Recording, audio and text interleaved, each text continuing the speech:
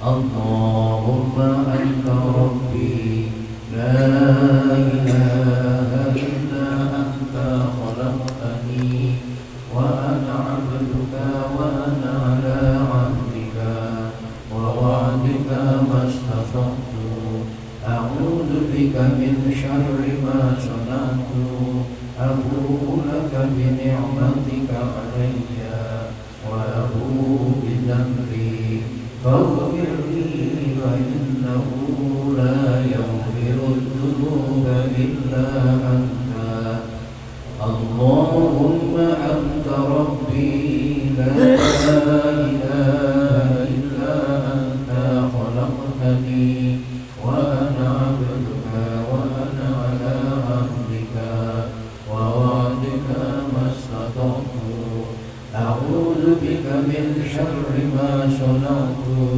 أبوء لك بنعمتك علي وأبوء بذنبي فاغفر لي فإنه لا يغفر الذنوب إلا أنت اللهم أنت ربي لا إله إلا أنت خلقتني وأنا عبدك وأنا على عهدك ووعدك ما استطعت أعوذ بك من شر ما صنعت أبوء لك بنعمتك علي وأبوء بذنبي فاغفر لي فإنه لا يغفر الذنوب إلا أنت سبحان الله عدد خلقه سبحان الله رضا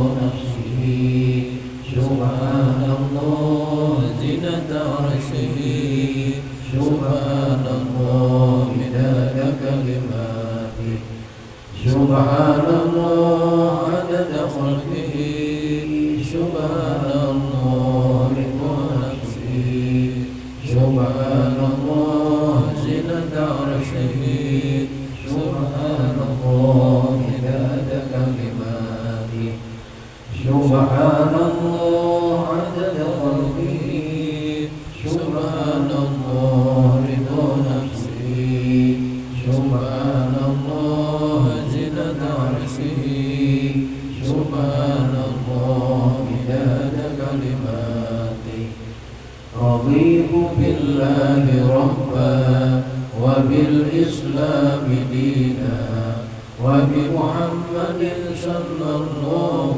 عليه وسلم نبيا ورسولا رضيت بالله ربا وبالإسلام دينا وبمحمد صلى الله عليه وسلم نبيا ورسولا رضيت بالله ربا وبالإسلام دينا وبمحمد صلى الله عليه وسلم نبيا ورسولا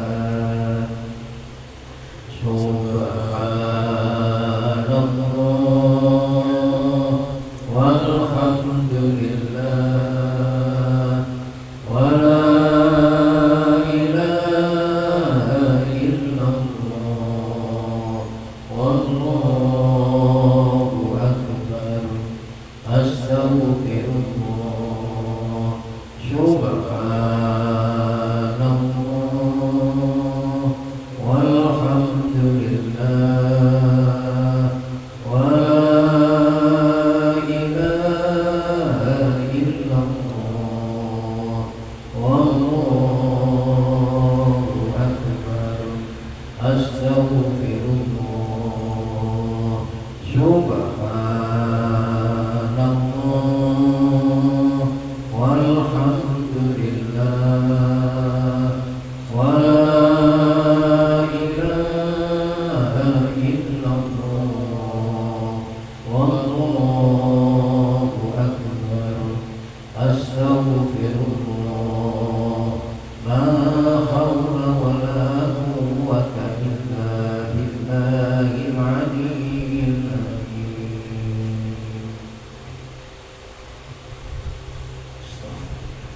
Bismillahirrahmanirrahim. Assalamualaikum warahmatullahi wabarakatuh. Waalaikumsalam warahmatullahi wabarakatuh. Alhamdulillahirabbil alamin. Wal 'aqibatu lil muttaqin wa la udwana illa 'alal zalimin. Asyhadu an la ilaha illallah wahdahu la syarika lahu rabbul alamin. Wa asyhadu anna Muhammadan abduhu wa rasuluhu shadiqul amin. Allahumma shalli ala sayyidina Muhammadin khatamul nabiyyin wa ala alihi wa ashabihi ajma'in. Rabbi shrah li sadri wa yassir li amri wa hlul 'uqdatam min lisani yafqahu qawli. Rabbi a'udzu bika min hamazatis syayatin wa a'udzu bika rabbi an yahdurun. Wa qala al-maridun fa innaha la ta'mal absar walakin ta'mal qulubul lati fi sudur. Shadaqallahul azim. Wa qala an-nabiy sallallahu alaihi wasallam, idza aradta an taf'ala amran wa tadabbara akibatahu fa in kana khairan faqdi wa in kana sharran fantahi. Rawahu Ibnu Majah. Jamaah sekalian yang sama-sama dimuliakan oleh Allah Subhanahu wa taala. Pertama, kita bersyukur kepada Allah Subhanahu wa taala atas karunia-Nya yang Allah berikan kepada kita, dan alhamdulillah kita berada di bulan Dzulhijjah. Hari ini kita berada di hari yang kedua bulan Dzulhijjah. Ada pendapat kelompok Hambali Imam Hambali, siapa yang berkorban mulai tanggal 1 Dzulhijjah sampai habisnya hari Asyik tidak diperkenankan untuk potong kuku, potong rambut. Itu pada Imam Hambali. Karena di Indonesia ini mayoritas adalah pendapat Imam Syafi'i, maka beliau tidak memandang tidak boleh. Ada yang menyatakan ubah, tidak boleh dilakukan, tidak apa-apa. Jangan sampai terikat, karena kita dalam fi mazhabil arba'ah. Artinya ada yang melakukan dan ada yang tidak dilakukan. Tapi yang penting diantaranya harus kita perhatikan, ya berupaya untuk kita dapat melaksanakan nanti pada hari Rabu tanggal 4 kita laksanakan ibadah puasa sunat, namanya puasa Tarwiyah hari Rabu. Lalu hari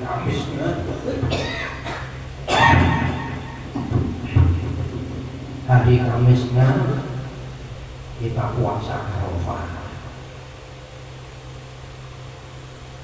Kalau dilihat dari sisi faedahnya, ya besar sekali. Jadi rugi kalau saya dan teman diberi kesempatan lalu kita tidak menggunakannya, karena ya belum tentu apakah di tahun yang depan nanti kita dipertemukan dengan bulan Dzulhijjah.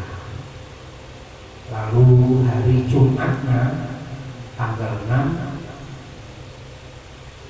insya Allah sudah ada pada tanggal 10 Dzulhijjah, berarti hari raya Idul Adha. Tanggal 10 Dzulhijjah bertepatan dengan tanggal 6 Ada kelompok dari mazhab itu yang menyatakan kalau hari rayanya 2 hari raya kan, Idul Fitri dan Idul Adha itu jatuh pada hari Jumat, tidak lagi berkewajiban untuk melakukan sholat Jumat, tapi sholat zuhur artinya wajibnya sholat Jumat. Tapi kalau selain hari Jumat bukan wajib sholat zuhur, tapi wajib sholat Jumat bagi laki-laki. Bagi perempuan wajibnya sholat zuhur. Tapi kalau bagi perempuan mengikuti sholat Jumat berarti sudah gugur sholat zuhur. Kelompok Syafi'i memandang tetap Imam Syafi'i sekalipun itu hari Jumat, jatuh hari raya hari Jumat, maka tetap kita berkewajiban untuk melakukan sholat Jumat.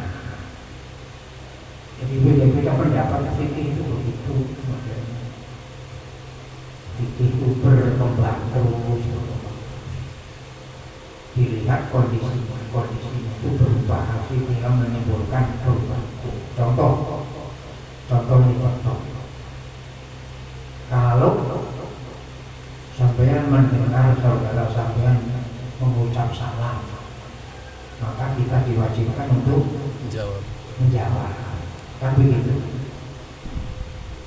Tapi kalau sampean mendengar orang yang lagi sholat mengucapkan assalamualaikum warahmatullahi wabarakatuh, kan tidak wajib untuk menjawab, ya kan? Jangan nanti ada temannya sholat assalamualaikum warahmatullahi wabarakatuh, waalaikumsalam. Nah itu kan ya. Nah itu. Terus ada lagi contoh lain. Kalau mendengar ada teman kita bersin, kalau bahasa orang tempat saya itu wahid, kan itu tidak kita bisa pastikan pada waktu sholat. Ini bersin kadang-kadang datang pada waktu sholat. Terus orang yang bersin pada waktu sholat itu apakah boleh untuk memuji kepada Allah? Kan sebelum biasanya kalau ini pada saat kita tidak sholat terus kita bersin, nah itu kan digunakan untuk memuji kepada Allah. Jadi alhamdulillah, kan begitu ya. Terus ketika kita bersin tadi pada waktu sholat, apakah boleh kita mengucapkan alhamdulillah? Nah, kadang-kadang bersinnya sampai bisa 3 kali.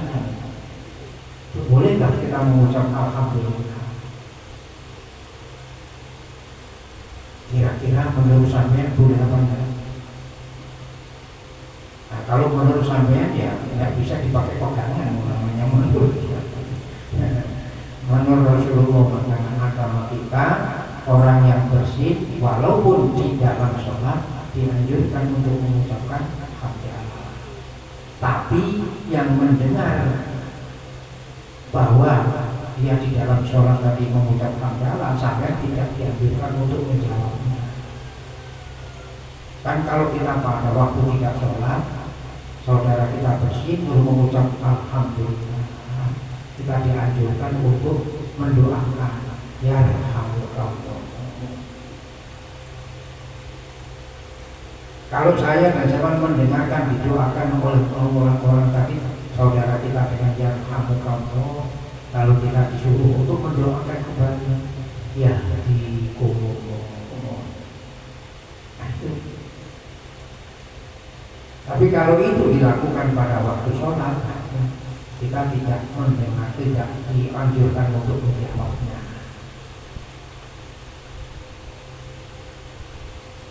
Ada lagi ini secara informasi saja.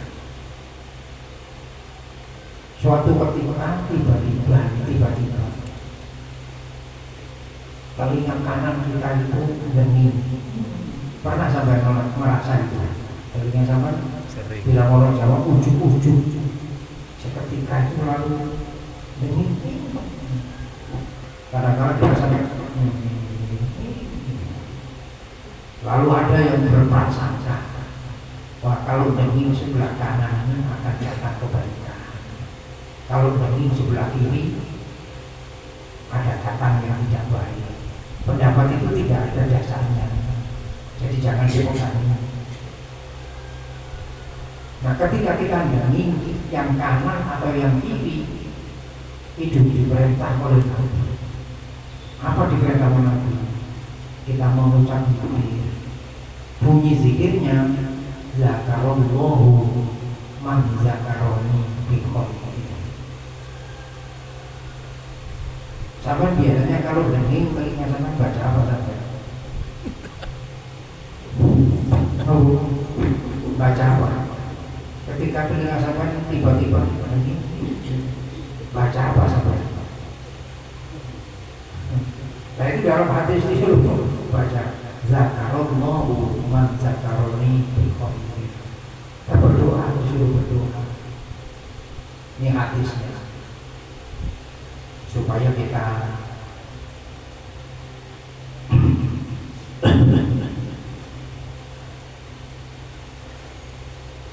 nanti kalau kita begini, kalau kita sudah memahami, insya Allah dibaca zakarallahu man zakaroni biqolbi. Bisa jadi sahabat yang tadi itu diberi kabar kebaikan oleh Allah, mungkin lewat malaikatnya, kita tidak tahu. Maka kita diperintah oleh Rasulullah mengucap lagi zakarallahu man zakaroni biqolbi. Karena itu tidak terjadi setiap waktu. Kadang-kadang doa itu jarang untuk kita hafal. Beda dengan cara membaca doa iftitah, karena setiap waktu, setiap saat kita baca hafal. Kalau tidak setiap saat dibiasakan, insya Allah ya tidak hafal. Sama dengan kita bersin tadi, atau kalau tidak kita biasakan, ketika kita bersin kita mengucapkan alhamdulillah, maka nanti kalau kita bersin mungkin ucapan kita itu sudah lain-lain, macam-macam gitu. Bersin wah pilek, berarti sudah suzon kepada Allah Subhanahu wa Ta'ala. Kelihatannya kan hal yang sepele, tapi bagaimana itu Rasulullah mengajarkan kita menjadi sebabnya kita menjadi hamba Allah yang bersyukur. Itu masalahnya. Hal-hal yang demikian menjadi perhatian buat kita, agar kita betul-betul di dalam menjalani kehidupan ini paling tidak bisa untuk sedikit banyak menerapkan, melakukan apa yang telah Rasulullah SAW ajarkan kepada kita semuanya. Nah, ini ajaran Rasulullah untuk kita. Baik jamaah sekalian yang dimuliakan oleh Allah Subhanahu wa Ta'ala, itu yang berkaitan dengan yang pertama tentang Dzulhijjah. Puasa, lebih umpamanya kita tidak bisa puasa dari awal bulan Dzulhijjah, tanggal 1 Dzulhijjah, ya paling tidak tanggal 8 dan tanggal 9 Dzulhijjah.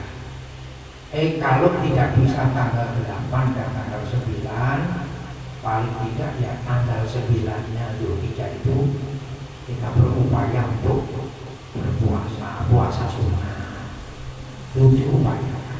Pak, bagaimana kalau seandainya puasa di bulan Dzulhijjah itu saya puasa 1 bulan lamanya? Nah, malah dosa.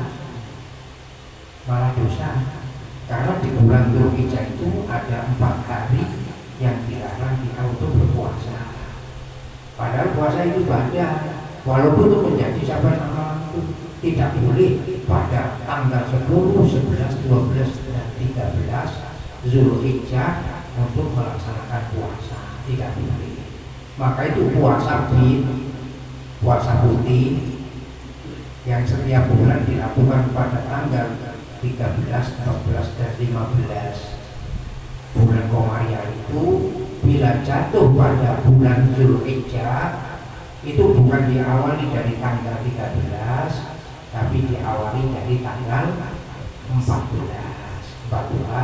15, dan 16 Zulhijjah. Karena tanggal 13-nya itu masih berada di hari Tasyrik, hari diharamkan untuk berpuasa. Jadi kalau nggak tahu ilmunya nanti susah, maka ilmu itu penting.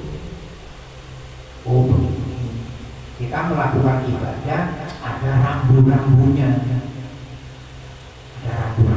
ada yang rajin, baru rajin, alhamdulillah diberi oleh Allah hidayah rajin, datang terlambat, datang ke masjid untuk melakukan sholat.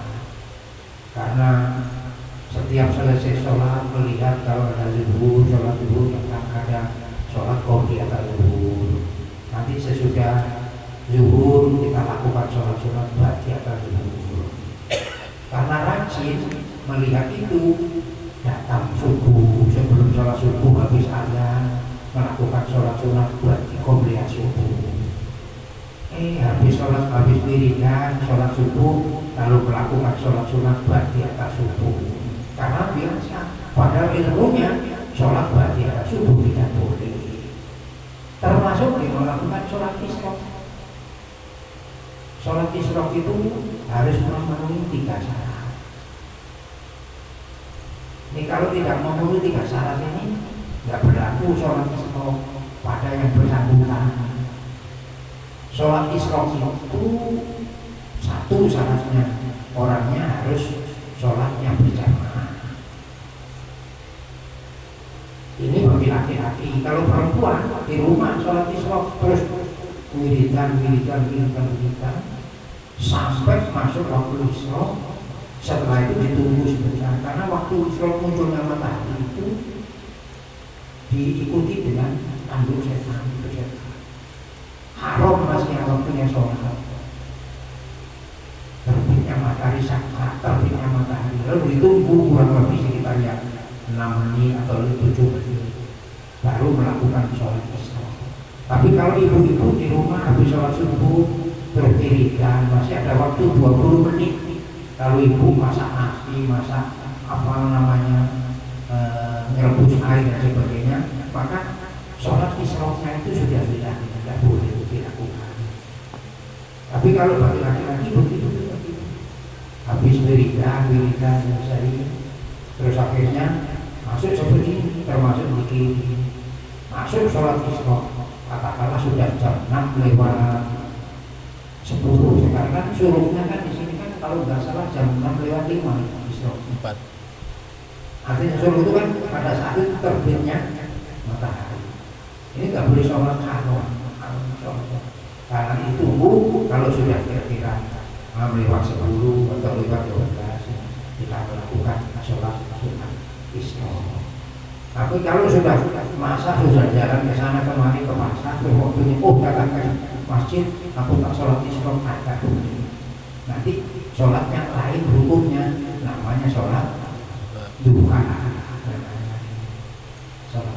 Sholat duha itu paling sedikit berapa rakaat? Paling sedikit 2 rakaat. Tapi kalau saya lihat ibu-ibu ini kira-kira 12 ya.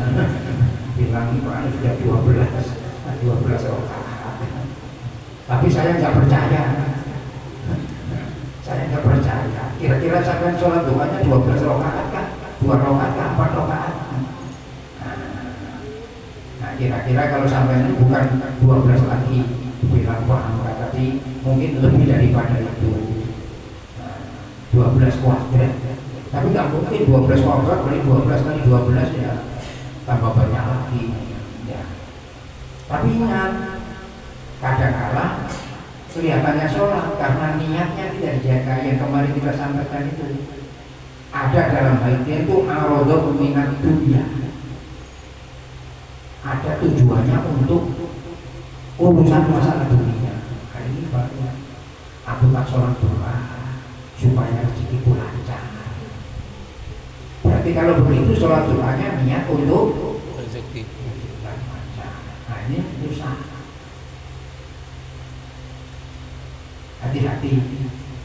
banyaknya karena Allah yang mengatur rezeki urusan Allah, tapi Allah sudah berjanji, janjinya Allah tidak pernah tidak ditepati, janjinya Allah pasti ditepati.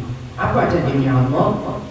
Wa may yattaqillaha yaj'al lahu makhraja wa yarzuqhu min haitsu la yahtasib.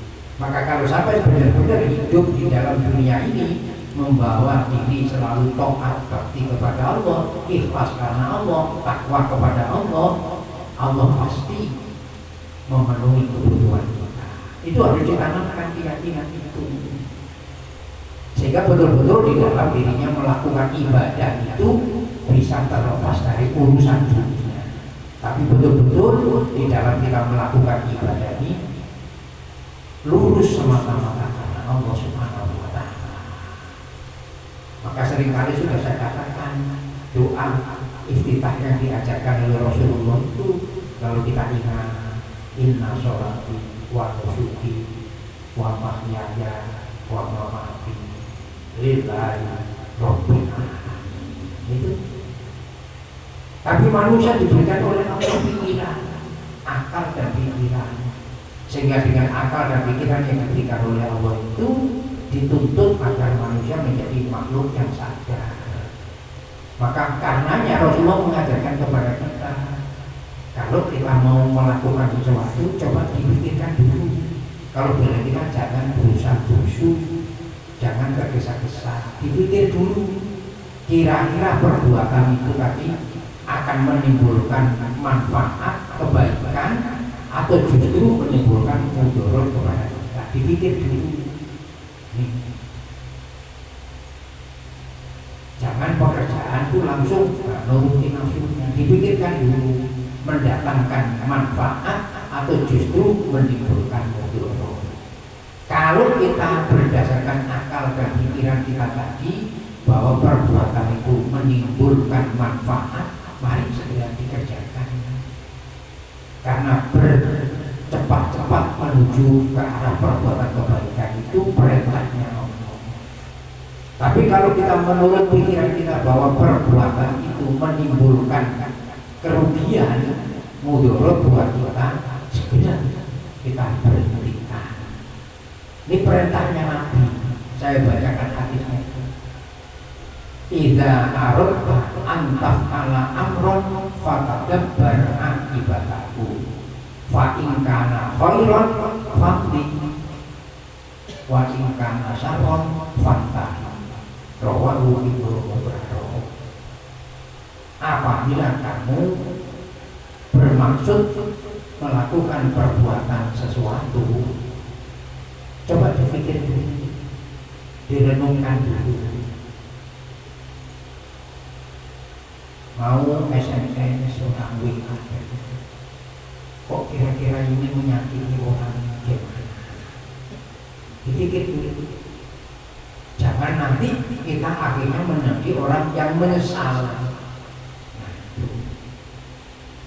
ini perlu untuk kita waspada. Maka sampai Nabi memberitahu kepada kita yang seringkali sudah saya sampaikan itu, kul khairon awliyasmu. Kalian semuanya itu hendaknya kalau bisa berbicara yang baik. Kalau tidak bisa berbicara yang baik, lebih baik diam.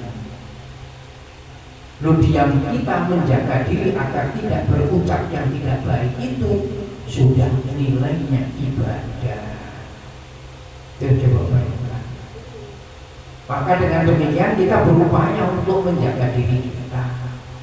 Maka diingatkan tadi oleh Rasulullah, kalau kita berkehendak bermaksud untuk melakukan sesuatu yang sudah seringkali saya katakan itu, tapi perbuatan itu kalau menurut pemikiran kita itu menimbulkan mudarat, bukan mudarat hanya pada dirinya sendiri, mudarat terhadap orang lain, maka segera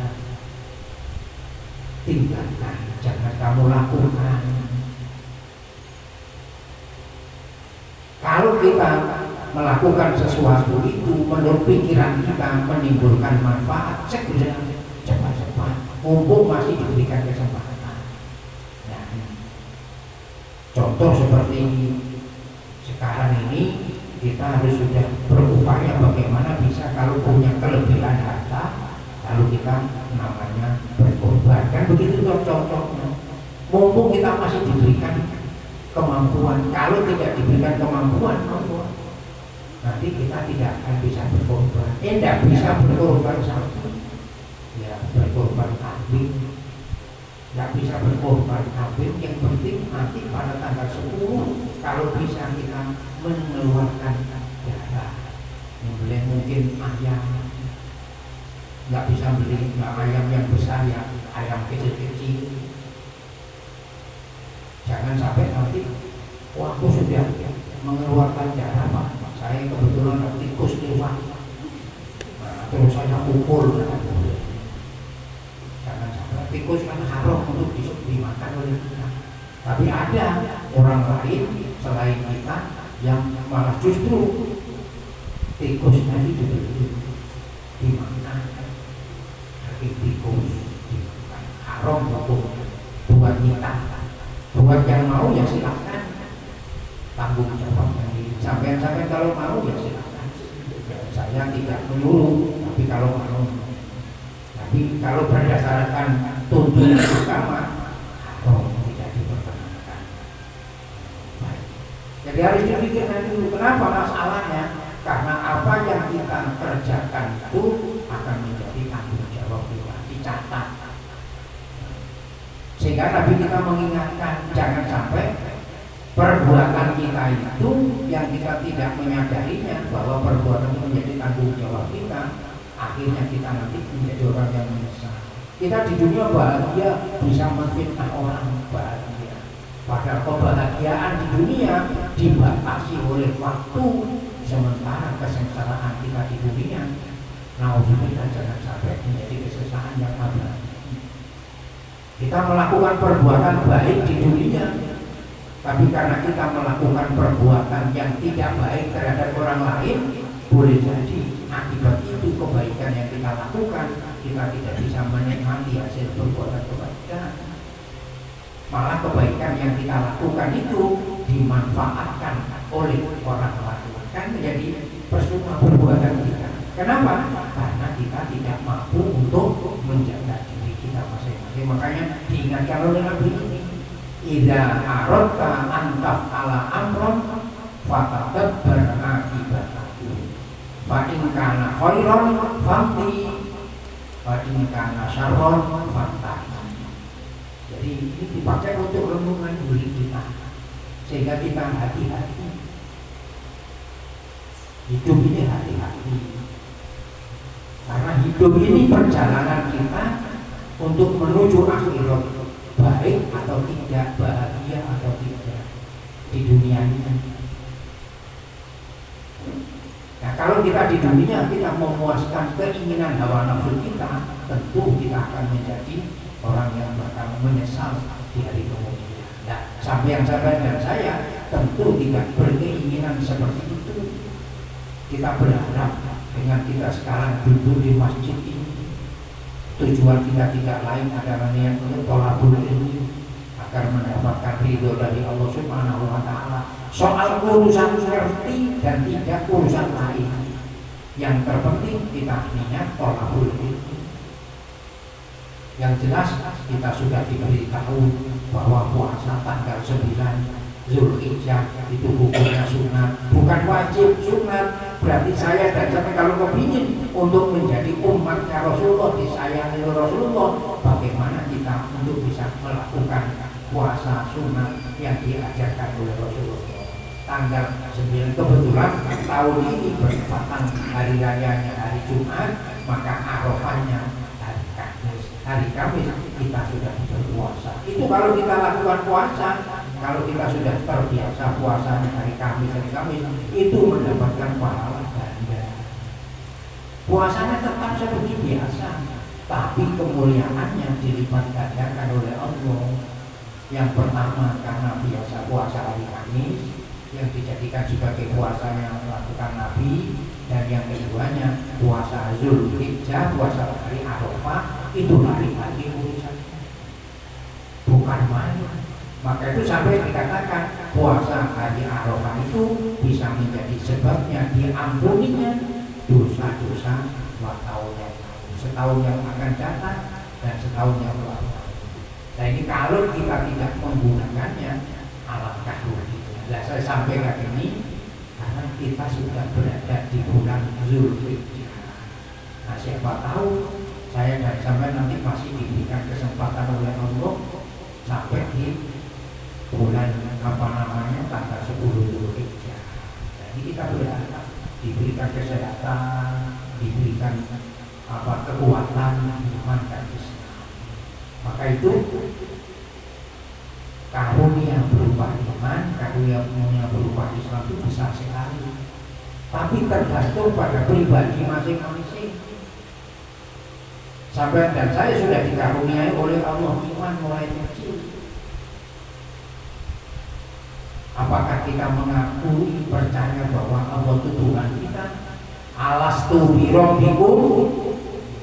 Apakah kalian semuanya mengakui, meyakini bahwa aku ini Tuhanmu? Itu roh kita ditanya.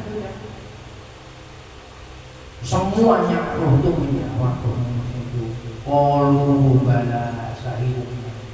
Mereka semuanya berkata, termasuk kita semuanya sudah menyatakan, saya percaya, kami yakin bahwa Engkau adalah Tuhan kami. Maka itu kenapa ajaran Islam mengajarkan anak yang baru dilahirkan itu fitrah suci. Maksudnya suci dari kesyirikan. Sekarang kalau dilahirkan itu suci, bayangkan orang akan dilahirkan berlumuran darah itu najis apa enggak? Najis. Kalau begitu anak dilahirkan dalam keadaan suci, wah sudah berdarah-darah. Suci dalam artian suci akidahnya, fitrahnya itu begitu. Maka kesucian ini orang tua diberi tanggung jawab untuk menjaga kesucian ini. Itu loh modelnya. Lalu di ajaran agama kita agar untuk menjaga anak kita itu menjadi anak yang selalu dalam kondisi bertauhid, lalu disunahkan anak yang baru dilahirkan supaya dibacakan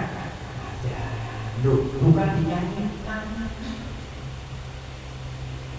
Nah, kalau ada yang menyanyikan, yang lain itu bukan urusan kita. Nah, kita sebagai seorang muslim, oh ini pedomannya ini. Maka tadi saya katakan ada pedomannya di dalam kita beribadah. Mohon maaf. Kalau sampean sakit, terus sampean dibawa ke rumah sakit namanya di kampung Jawanya Dirgahayu. Kalau aman itu bunyi nanti didatangi roh karyawannya. Betul apa enggak kira-kira? Diajak sampean untuk di sana nanti supaya sampean tidak bertuhan kepada Allah, diajak. Itu modelnya. Ini hati-hati. Memang itu haknya dia, haknya mereka. Nah, tapi kita dengan iman boleh untuk menolaknya kan begitu. Maka penting untuk pada saat akan nazak, akan sakaratul maut penting ini hal yang penting. Maka jangan dilepaskan dari zikir. Maka diperintah kita untuk menuntutnya, bahasa kita mentalkinnya. Mau meninggal disuruh supaya ini betul-betul nanti terbawa di dalam kehidupannya nanti menuju kematiannya dengan kalimat tauhid, lalu ditauhid dengan la ilaha illallah. Terus ini masalah. Nah ini penting bagi kita supaya kita menjadi orang yang selamat dan untuk bisa mengucapkan kalimat la ilaha illallah di saat kita sakaratul maut tidak semudah seperti yang kita bayangkan. Nah semuanya itu akan menjadi kita mudah apabila kita semuanya memperoleh pertolongan dari Allah Subhanahu wa Ta'ala. Sebelum itu terjadi, maka di dalam menjalani hidup kita gunakan untuk menolong agama Allah. Intan surkumullah yang syukur. Kalau saya dan sampai itu menjadi penolong tegaknya agama Allah, yang berarti sampai bahwa hidup untuk senantiasa bertakwa kepada Allah, maka Allah akan menolong kita. Boleh jadi dikala kita lagi sakaratul maut ditolong oleh Allah Subhanahu wa taala, sehingga kalimat yang muncul dari lidah kita, dari mulut kita, kalimat tauhid la ilaha illallah. Lalu saking beratnya itu terjadi pada diri kita dan besarnya hasil daripada kalimat tauhid tadi, sampai dan saya sudah hafal Nabi mengingatkan dan memberitahu siapa yang akhir hayatnya mengucapkan kalimat tauhid, zikir la ilaha illallah, jaminannya surga. Inilah perjuangan, ini bentuk di antara perjuangan kita. Tapi semuanya perjuangan harus dilandasi dengan niat yang ikhlas karena Allah Subhanahu wa taala. Lalu ditanamkan dalam diri kita. Mudah-mudahan apa yang disampaikan pagi ini ada manfaatnya, khususnya untuk saya pribadi dan umumnya untuk sampai yang semuanya.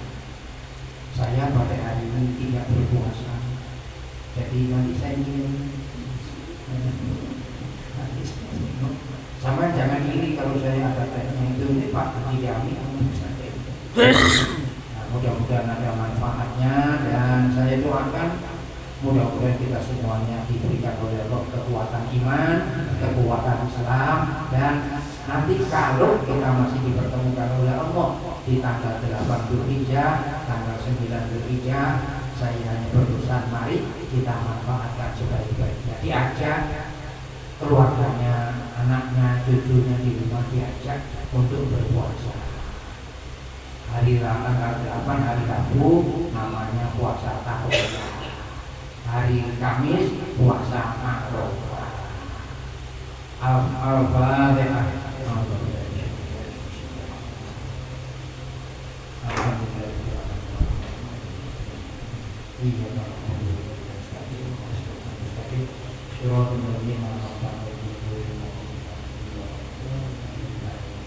Amin ya Allah. Bismillahirrahmanirrahim. Allahumma shalli ala sayyidina Muhammad wa ala ali sayyidina Muhammad. Alhamdulillahirabbil alamin. Allahumma inna nas'aluka ilman nafi'an wa 'amalan mutaqabbalan wa yaqinan shadiqan wa rizqan wasi'an halalan thayyiban bi rahmatika ya arhamar rahimin. Sallallahu ala sayyidina Muhammadin nabiyil ummi wa ala alihi wa sahbihi wa baraka wa sallam. Walhamdulillahirabbil alamin. Kita tutup bersama dengan membaca doa kafaratul majlis. Bismillahirrahmanirrahim. Subhanakallahumma wa bihamdika asyhadu an la ilaha illa anta astaghfiruka wa atubu ilaik. Wassalamualaikum warahmatullahi wabarakatuh. Waalaikumsalam warahmatullahi wabarakatuh.